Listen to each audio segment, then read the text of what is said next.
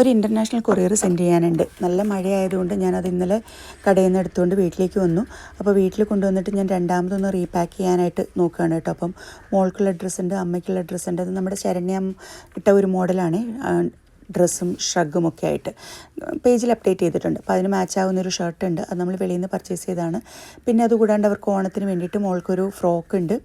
ഈ ഫ്രോക്കിൻ്റെ ഇതും video photo നമ്മൾ ഇൻസ്റ്റയിൽ അപ്ഡേറ്റ് ചെയ്തിട്ടുണ്ടാവും. അതുപോലെ തന്നെ ആ ഒരു സെയിം മെറ്റീരിയൽ വെച്ചിട്ട് 6 months ഉള്ള ബേബി ബോയ്ക്ക് വേണ്ടിയിട്ട് ഒരു കുർത്തയും അതിനോട് ചേർന്ന് പെയർ ചെയ്യാൻ പറ്റുന്ന ഒരു കോട്ടണിൽ തന്നെയുള്ള ഒരു പജാമ പാൻറ്റും. അപ്പം ചേച്ചിക്കും ആങ്ങളയ്ക്കും ഒരുപോലെയുള്ള ഡ്രസ്സ് ഓണത്തിന്. അപ്പോൾ അങ്ങനെ നമ്മുടെ ഫാമിലി കോമ്പോ നമ്മൾ സെറ്റ് ചെയ്തെടുത്തിട്ടുണ്ട്. ഇത് ഞാൻ കൊണ്ടുപോകുന്നത് കൊണ്ട് ഞാൻ കൊറിയർ പാക്കിൽ അഡീഷണലായിട്ട് വെച്ചിരിക്കുന്ന അഡ്രസ്സ് എഴുതിയൊരു പേജ് വെച്ചിട്ടുണ്ട്. ഇതാ അഡ്രസ്സ് UK. അപ്പോൾ ഇതാ ഇങ്ങനെ UK-ലേക്കുള്ള ഒരു അഡ്രസ്സ് എഴുതിയിട്ടുണ്ട്. പിന്നെ ഒരു GST ബില്ല് വെച്ചിട്ടുണ്ട്.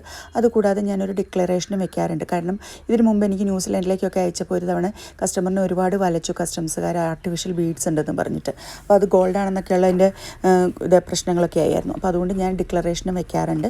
അപ്പോൾ അതങ്ങനെ എല്ലാം കൂടെ വെച്ച് പാക്ക് ചെയ്താണ് ഞാൻ യൂഷ്വലി ഇത് കൊണ്ടുപോകുന്നത്. അപ്പോൾ ഇതെല്ലാം കൊറിയർ പാക്കിലേക്ക് വെച്ചു.